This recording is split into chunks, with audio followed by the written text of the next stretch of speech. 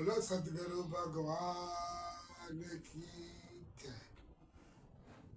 शंकरं शंकराचार्यं केशवं बादरायणं सूत्रभाष्यकृतो वन्दे भगवतः पुनः पुनः ब्रह्मानंदं परम शुद्धं केवलं ज्ञानमूर्ति द्वंद्वातीतं गगन सदर्शनम तत्वमसि आदि लक्षणम एकम नित्यम विमलम चलम सर्वे साक्षीभूतम भावातीतम त्रिगुणरहितम सद्गुरु तम नमः। गुरु गुरु ब्रह्मा गुरु विष्णु गुरुदेवो महेश्वर गुरु साक्षात परब्रह्म तस्मै श्री गुरुवे तमेव माता च पिता तमेव तमेव बंधु च सखा सब तमेव विद्या धर्मणि तमेव तमेव सर्वं मम देव देव। बोलो सदगुरु भगवान की जय। अच्छा, तो भाइयों, असल में गुरु पूर्णिमा है 29 तारीख को।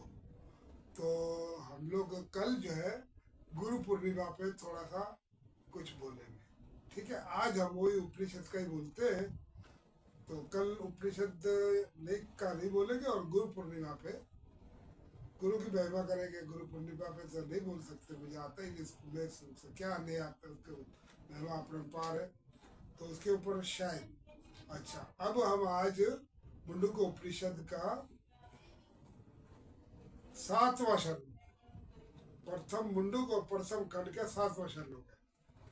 वो कहते हैं पर ब्रह्म सव्यम, पर ब्रह्म संकल्प रूप तप से वृद्धि को प्राप्त होता है। क्या कहते हैं?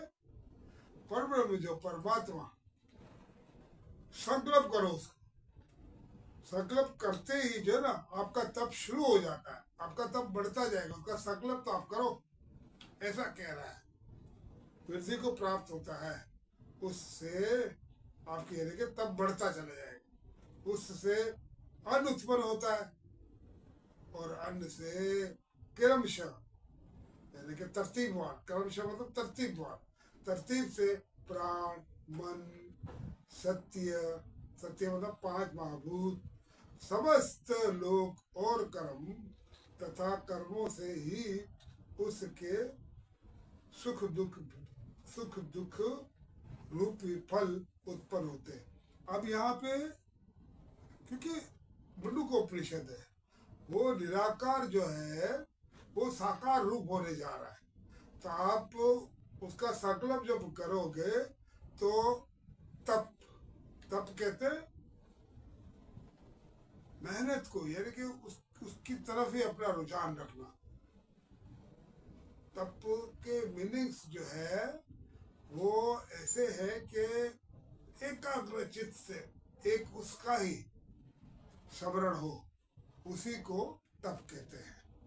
जैसे हम किसी काम में लगते हैं तो और दूसरे काम में जाएंगे तो वो काम अधूरा रह जाएगा, इसी तरह ये तप का भी है।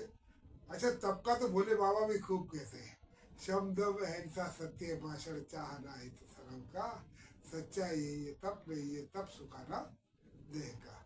तो इस देह को सुखाना या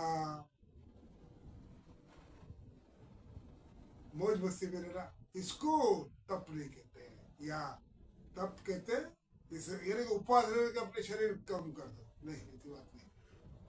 अहिंसा होनी चाहिए, दया होनी चाहिए, इसको तप कहते हैं। तो ये मुंडक उपनिषद जो हमें ये समझा रहा है कि तप जो है ना, तप से वृद्धि होती है, उससे अन्न उत्पन्न होता है, अन्न से फिर तरतीब से प्राण, सत्य, 5 उत्पन्न, 5 महाभूत, समस्त लोक और कर्म, ये सब कर्म से ही उसके सुख दुख रूप फल उत्पन्न होते हैं। ये सब उसे की तप से होता है।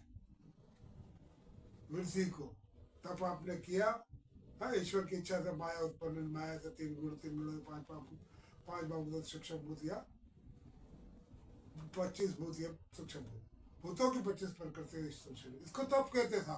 बोलो सदगुरु देव भगवान भगवान की